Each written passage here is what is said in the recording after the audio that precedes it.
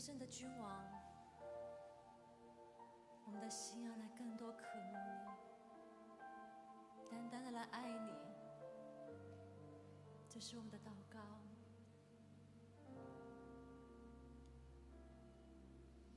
在光中你走向我，点燃我里面的黑暗光景，洗净我的软弱，你接近我的生命，拥抱我如同翅膀在你怀里。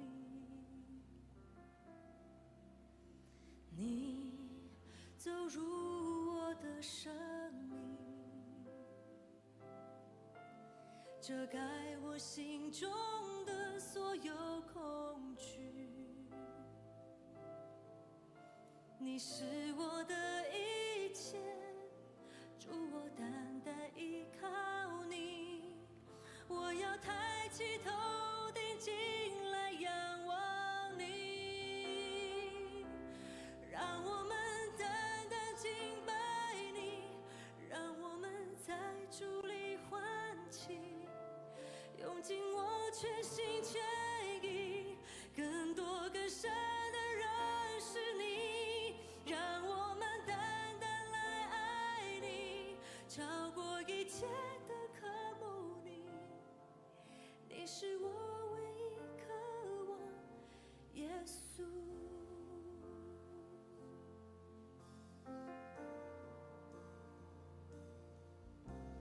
你走入我的生命，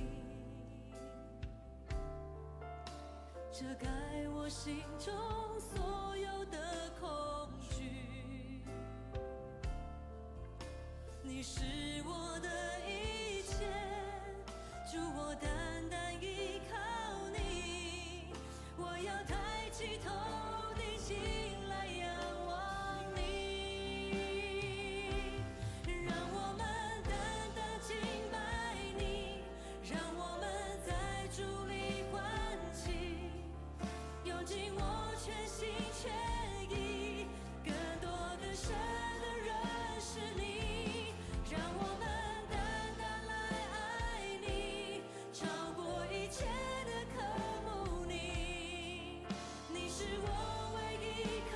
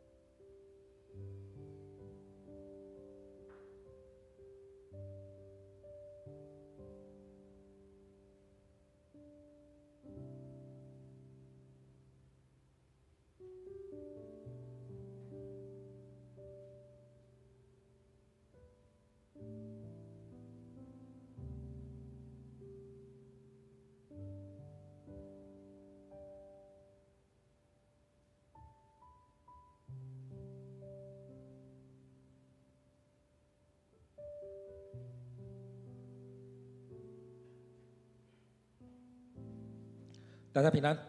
今天7月12日，让我们一起来敬拜上帝，让我们来到主面前，渴慕上帝的同在。我们一起来透过这首诗歌，成为我们今天的敬拜。得胜的君王，我们的心要来更多渴慕你，单单的来爱你，这是我们的祷告。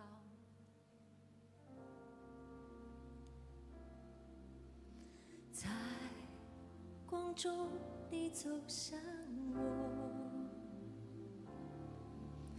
点燃我里面的黑暗光景，洗净我的软弱，你接近我的生命，拥抱我如同翅膀在你怀里。你走入我的生命，遮盖我心中的所有恐惧。你是我的一切，主，我单单依靠你。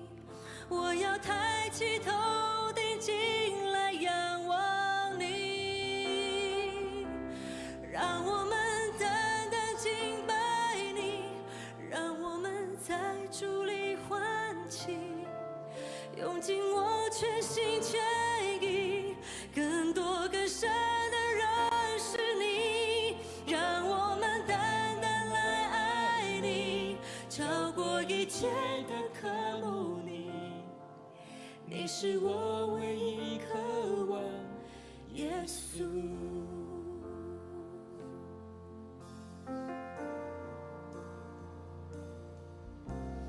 你走入我的生命，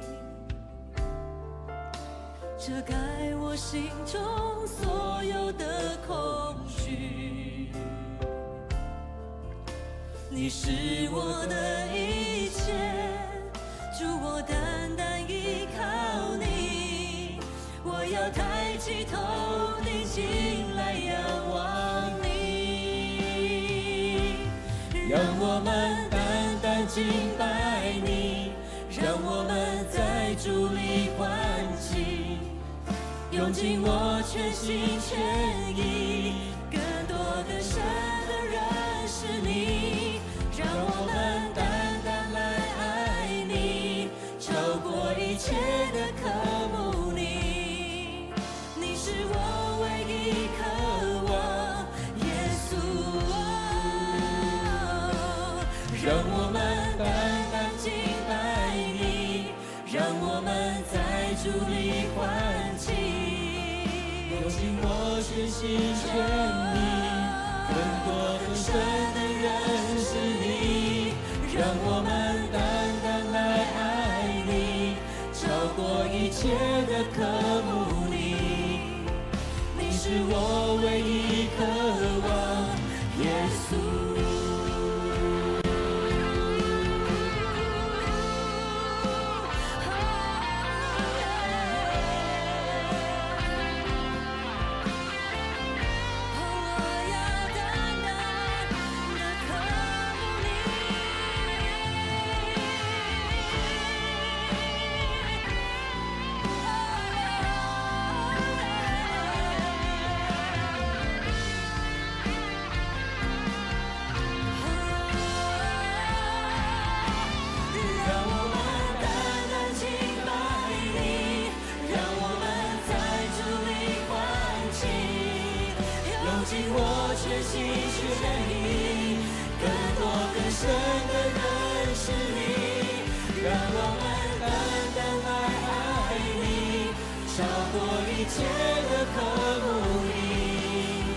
你是我唯一渴望，耶稣。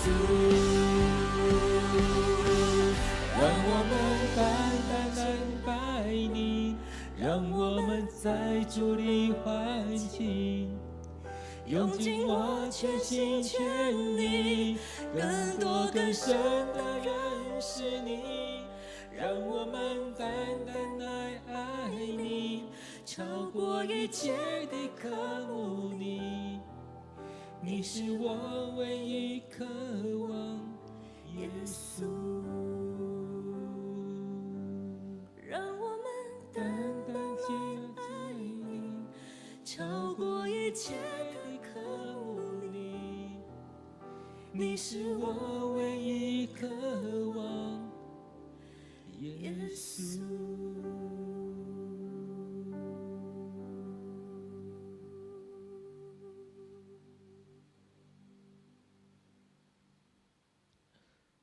主，我们感谢你，让我们唯一的渴慕你，让我们单单的来爱你，让我们超过一切的渴慕你。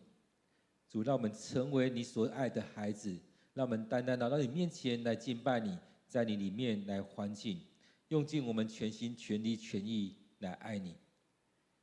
主啊，渴慕你带领我们，让我们在你的光中领受你的恩典，让我们在当中领受你的爱，让在这当中你的光照亮我们，进到我们生命当中，遮盖我们所有的恐惧，让我们单单的将自己献上。亲爱的主，当我们来到你面前，渴慕你的话语，成为我们生命的帮助。所以我们要将今天的聚会仰望在主你手中，愿主你带领我们，愿主你与我们同在。感谢主，我们将祷告祈求的奉靠主耶稣的名，阿们。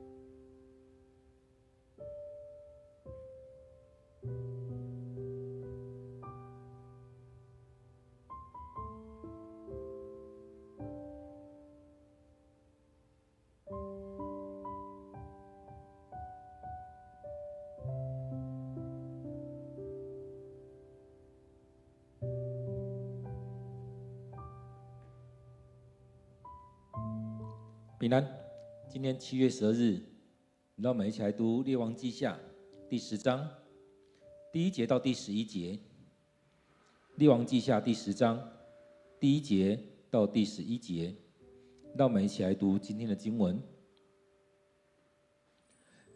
亚哈王有70个子孙住在撒玛利亚，耶户写了信给城里的领袖以及长老和亚哈子孙的监护人。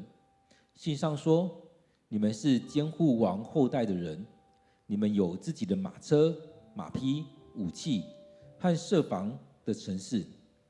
因此，你们接到这信后，就得在王的后代中选出一个最能干的人来，立他做王，为他征战，保护他。撒玛利亚的领袖们都吓坏了，他们说：连约荷兰王和亚哈谢王都不能对抗耶户，我们怎能对抗他呢？于是，总管王宫的大臣和市长，连同长老和监护人一起送信给耶户说：我们是你的仆人，你吩咐我们做的事，我们都愿意做，但我们不要立任何人做王，请照你认为妥当的做吧。耶户再给他们一封信，说：如果你们归顺我，愿意听我的命令，明天这时候把亚哈王的子孙们的头都带到耶斯列给我。亚哈的70个子孙是由撒玛利亚显贵抚养的。当耶户的信到的时候，这些显贵把亚哈的70个子孙都杀了，并且把他们的头装在篮子里，送到耶斯列给耶户。有使者来告诉耶户说：亚哈子孙的人头已经带来了。他就命令人把这些人头堆在城门口，堆成2堆，留在那里到次日。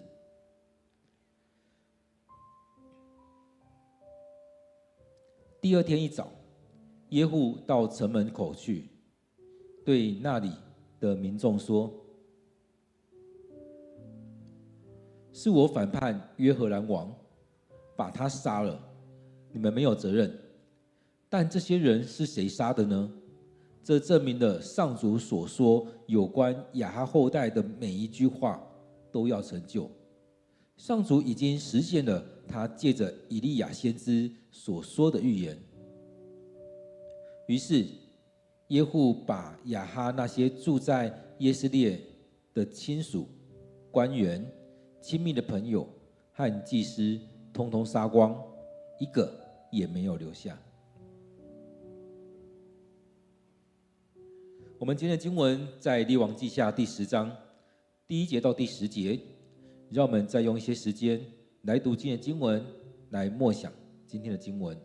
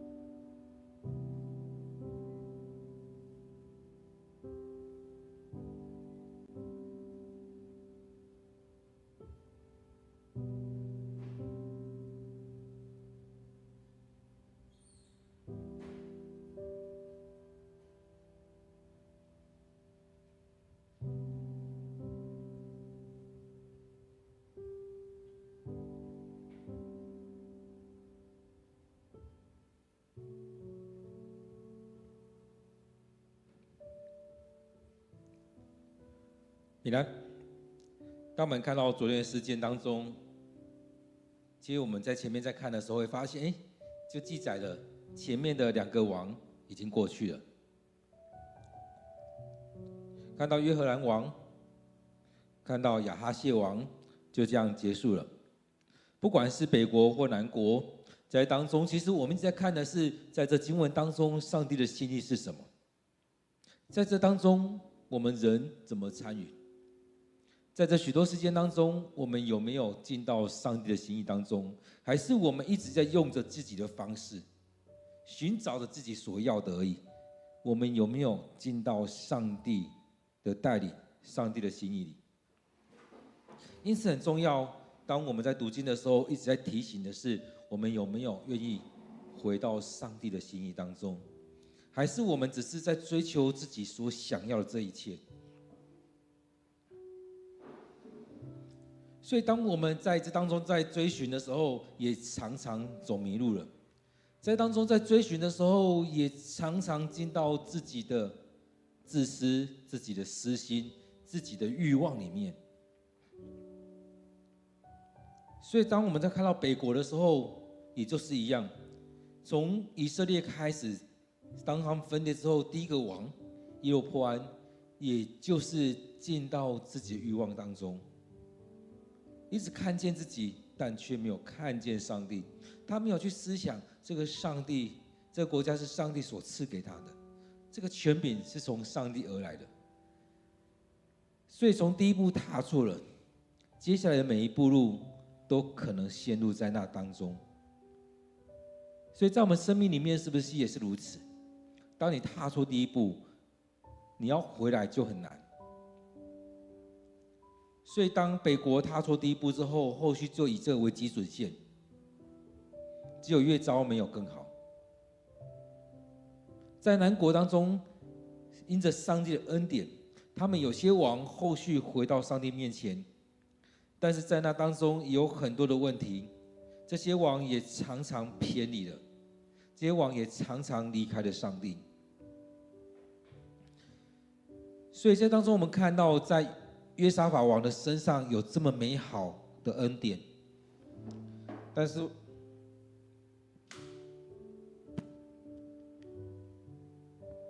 当我们继续往下看的时候，也看到这亚哈谢王就偏离了。所以在这当中也让我们去看到，在我们生命当中，我们怎么样进入那敬虔？我们是不是也要思考怎么样帮助我们的孩子进入到那敬虔？所以当我们在看这些经文的时候，都是让我们反省我们的生命里面能不能进到这些恩典当中。其实很不容易。当我们在看到一个家族，当我们看到我们教会弟兄姐妹，有人说他是第3代、第5代、第7代，这我们感谢主，因为这样的信仰流传了下来。然而这当中也让我们有更多的反省。所以在这里面，我们看到当耶户进到耶斯列城之后，他也看到了一些景象。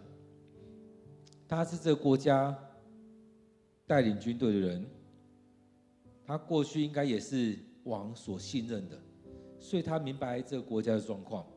今天这经文这样说：亚哈王有7个子孙住在撒玛利亚，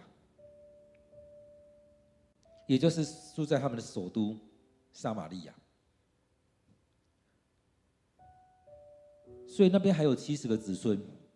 虽然他已经拿下了，虽然耶户已经拿下了耶斯列，但是撒玛利亚还是重要的。所以他这边写到说，有70个子孙住在撒玛利亚。所以耶户写了信给城里的领袖、长老、监护人，所以写了这些跟这个城有关的人，跟这些子孙有关的人。所以说城里的领袖和长老，这些都是有权的人，以及这些子孙的监护人。信上说，你们是王后代，你们是监护王后代的人，你们有自己的马车、马匹、武器，设防的城市。所以就是你们有守护这城市的能力。你们有权有势，有军力。所以这当中讲到说，在这王城当中，你们要怎么决定？在这王城里面，你们要怎么样来决定？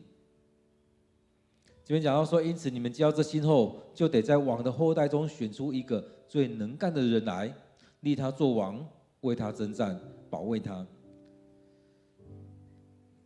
其实当我们在看的时候，会发现，在许多的国家，在许多的朝代里面，其实当王突然间驾崩，突然间死去，当然这些他身边的这些臣、这些官员们，就开始会为了自己的利益，为了要抢夺这些利益，会开始去讨论谁当王，谁当王。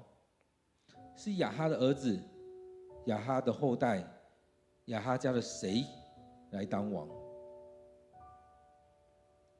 所以这当中我们知道是很正常的，在一个国家里面就会是如此，在当中去找出一个人来做王，而谁要来决定？通常也会是过去的这个王，原本在位的王来决定，或者是他会跟这些官员来讨论。或者是这些官员他们自己推派人，在不同朝代有不同的做法，在不同朝代有不同的角力的方式，所以当中也是要带出来，你们要去怎么讨论，或者你们要怎么样去角力，去处理这一些，到底要让谁来当王？可能他们心里面会有一些想法，他们心里面或许有一些想法。所以要带出他们的想法，你们有没有想过谁来当王？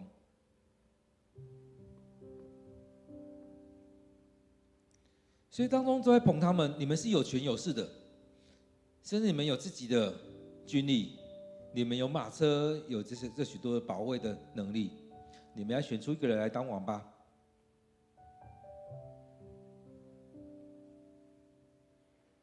当他写信给他们的时候，这一些领袖、长老、监护人，这边讲到说，他们都吓死了。他们说，连约荷兰王和亚哈谢王都不能对抗耶户，那我们怎么对抗他？这两个王都打输了，这两个有权势的人，他们手上有兵力的人，他们都打输了，那我们呢？我们怎么可能赢？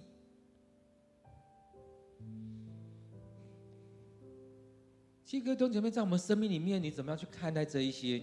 在你的生命当中，你依靠的是什么？其实这边一直在呈现出来的是，我们依靠的是自己的能力，自己手上的兵力，自己手上所拥有的这一些。所以看到这些的时候，你会去比较，谁比较厉害？或许我拥有的军力比较强，但是圣经里面一直在讲的是，拥有的军力不在于一切，而在于耶和华。你所拥有的这一切，我们看到在亚哈的打仗当中，上帝让他手上虽然人不多，但是却能胜过那几十万的军力。所以在这边所看见的是上主的能力，但是这边一直在呈现的是人一直在看见人的能力。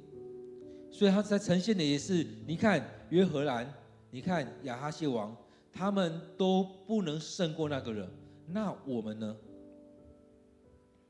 在这些情况当中都无法胜过了，那我们怎么可能赢过呢？我们怎么可能赢？确实，在我们生命里面常常陷入在当中，我们常常在评估自己、评估别人，我们常常在回顾自己手上究竟有什么。但是当我们在看撒母耳记、在看列王记、在看历代志的时候，其实我们可以发现，我们一直需要做调整的，并不是在于你拥有什么，而是在当中你有多倚靠这个丰盛的上帝，这个全能蛮有能力的上帝。所以重点是这个，但是我们却常不是抓到这一个重点。所以当中我们看到这些有权势的人，耶户这样跟他们讲，其实耶户也另外一个程度在讲到说，你们手上有什么，我是知道的。你们手上有多少的人力军力，我都一清二楚。你们拥有这些，你们可以去选出你们的王。当你们选出你们的王的时候，看我再怎么样把他打下来。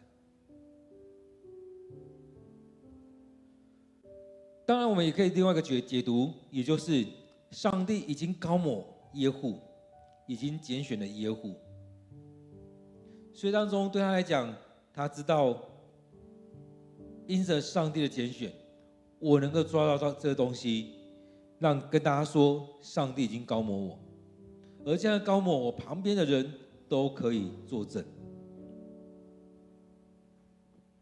所以在这里面，我们看到说，这些领袖都吓坏了。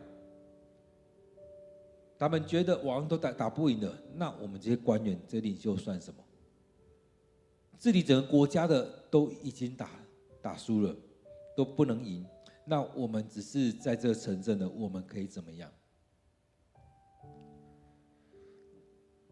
所以这边讲到说，总管王宫的大臣和市长，连同长老和监护人都一起送信给耶户，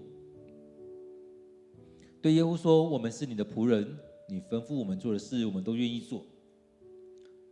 这已经是不用打仗就已经赢了，不用打就赢了。透过这样的书信就已经赢了。后面说，但我们不要立任何人做王，请照你认为妥当的做吧。所以在这样的信件当中，我们看到这已经拿下这座城了。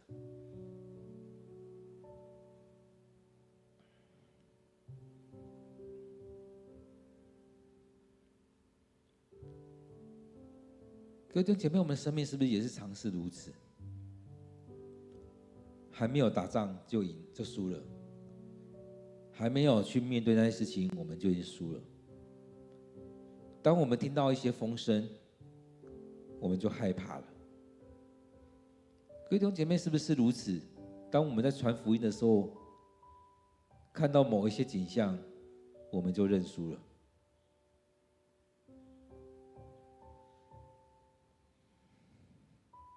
所以我们看到这些官员，他们害怕自己所拥有的没了，我们看到这些就认输了。看到这边，是不是也让我们看到很像台湾的景象？台湾也有很多有钱、有权、有势的人，在面对一些国家的恐吓，我们就觉得我们就俯首称臣吧，就把这一些拿出去贡献出去吧。当我们在看列王记的这些王的时候，或者是现在这些大臣、市长、长老、监护人，有没有发现我们的生命也常陷入这样的状况？有没有看到我们台湾的情况，有很多人陷入这样的状况？看到恶霸就认输了，看到有钱、有权、有势的人就认输了，看到某一些东西我们就认输了，我们就觉得我们做不起来，我们没有能力抵抗他们。我们是这么弱的国家，我们怎么可能抵抗？我就只是一介草民，我怎么可能抵抗？所以也会，现在台湾有很多人对着其他的国家或其他人说：“请照你认为妥当的做吧。”甚至也在当中成为这些的共犯。所以这是我们需要去思想的，我们生命里面是不是也常陷入在当中？所以也是为什么一直在讲，当我们面对许多事情的时候，有没有先回来主人面前来祷告？有没有先降服在上帝面前？还是只是做个人利益的评估？而这样个人利益的评估，你觉得这些还会是你的吗？当你评估到后来，会不会你什么都没有了，连最后的尊严，连最后一丁点都没有了？我们看到这边讲到说，耶户再给他们一封信说，如果你们归顺我，愿意听我命令，明天这时候把亚哈王的子孙们的头都带到耶斯列给我。所以你们都讲到这些了，那势必要行动。如果你们愿意归顺我，听我命令，在明天这时候，也就是给你们24小时，把亚哈王的子孙的头带来耶斯列给我。所以这24小时也包含了路程当中，或许没有很远，但是就是要带过来，不是做做样子而已，而是真实的带过来。所以这边讲到说，亚哈的70个子孙都是由撒玛利亚显贵来抚养的。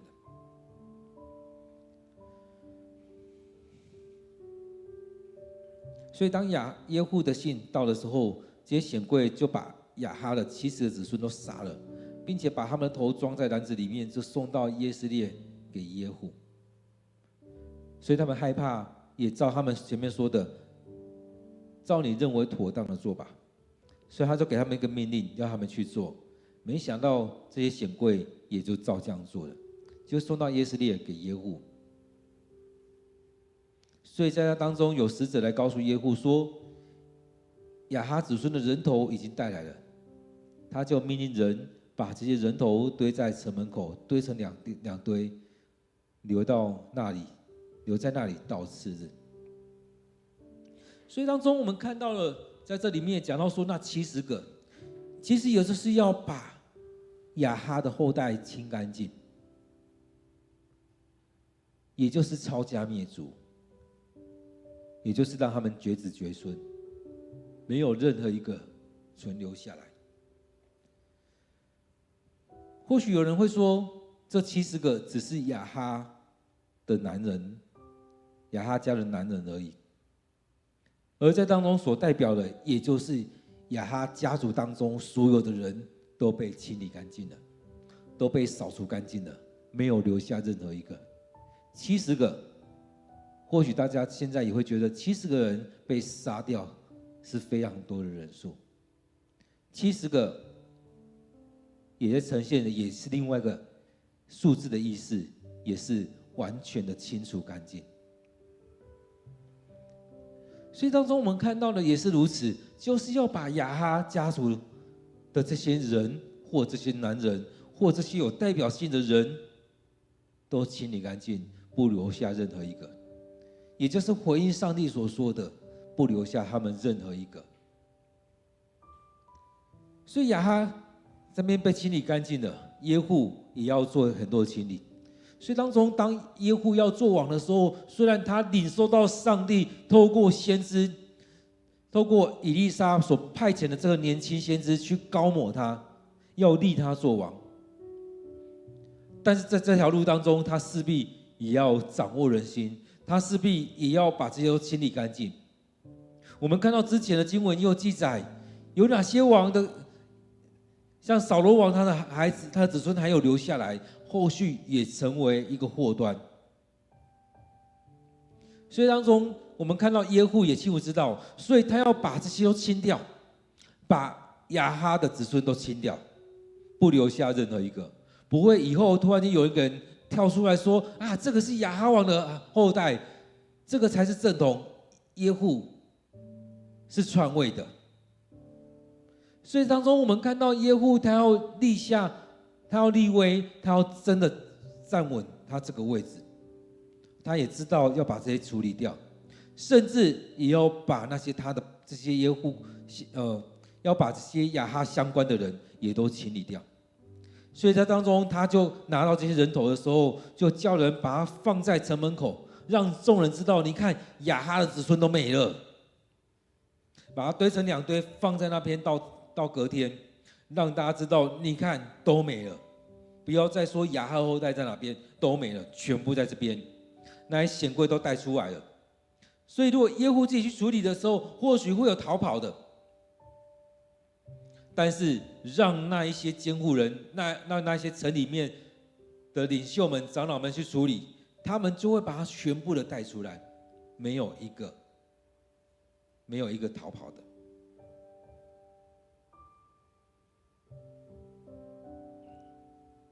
所以当中我们看到耶户所做的这招应该也是蛮高明的，他让里面的人亲自来处理，他不用带兵去攻打，有可能他带兵去攻打的时候，里面的人还可能会反抗，但是让他们自己俯首称臣的时候，他们自己把这些人头带到耶户的面前。所以在这边也在讲到说，这证明了上主所说的有关亚哈后代每一句话都要成就。上帝惩罚他们，惩罚亚哈，惩罚耶洗别，也惩罚亚哈，这样的惩罚临到他们的后代。所以这边我们看到上主已经实现了他借着以利亚先知所说的预言，所以临到这个当亚哈他们所做的事情，并不是说他过了几年上帝就忘记了，并不是说过了几年就没事了，一步一步在成就，一步一步在完成这样的惩罚。所以很多人可能在当下就哇，为什么只有这当中？你看亚哈王死的必然嘛，等过了几年，看到耶洗别死的等等的这些，他们会觉得一代接一代而已啊，就他儿子，然后另外儿子来当王等等的。在这里面也在凸显出来是上帝所说的话不落空。上帝透过以利亚去跟亚哈王讲，去跟这个家族讲的不落空。所以让我们看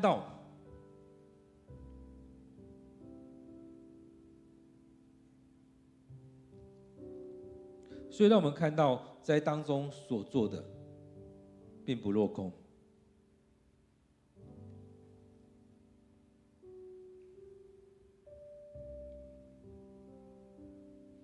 所以最后在第11节这边讲到说，耶户就把那些亚哈住在耶斯列的亲属、官员、亲密的朋友以及祭司，统统杀光，一个也没有留下。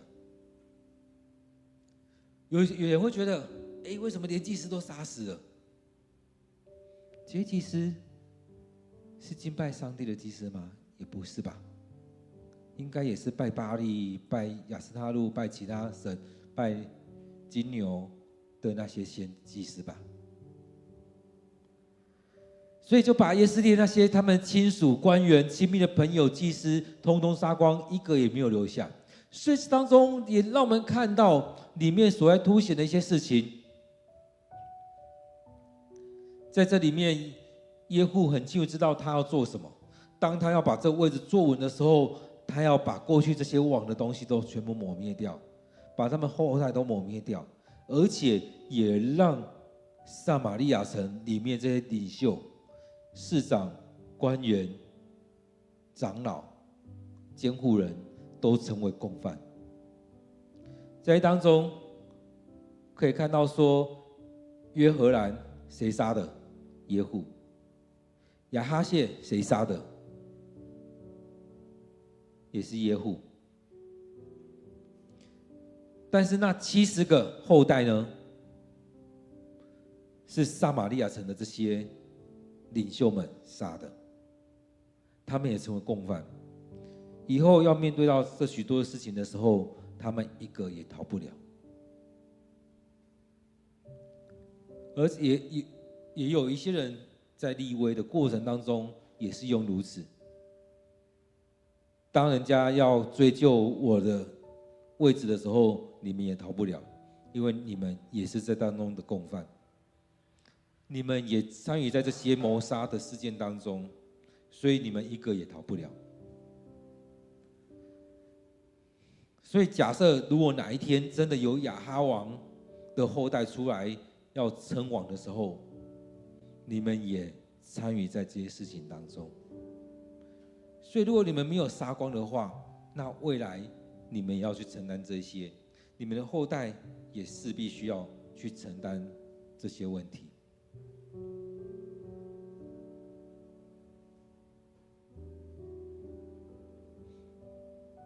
所以各位弟兄姐妹，当我们在看这些的时候，也会看到上帝的话不落空。上帝要祝福，上帝要惩罚，照着他的想法。但更重要的是，在于我们人要不要顺服，愿不愿意完全的降服在上帝面前。所面对的每件事情，让我们单单仰望在上帝面前，不再是依靠自己的能力，而是让上帝的大能就在我们当中。各位弟兄姐妹，当我们看见今天的经文的时候，也让我们看到那一些得罪上帝，甚至带领其他人一起得罪上帝的人，甚至犯更大罪状的，把其他的神带进这个国家，把其他的神带进教会里面来的这些人，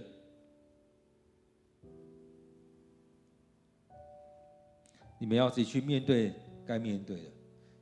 会像亚哈这样，当他们这样做的时候，所面临的是上帝的惩罚，甚至是灭族。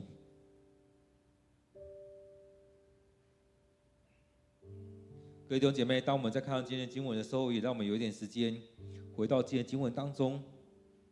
很多时候我们都只看到这些杀戮，但是我们要进到这里面去领受到上帝的心意。让我们有一点时间来默想上帝的话语。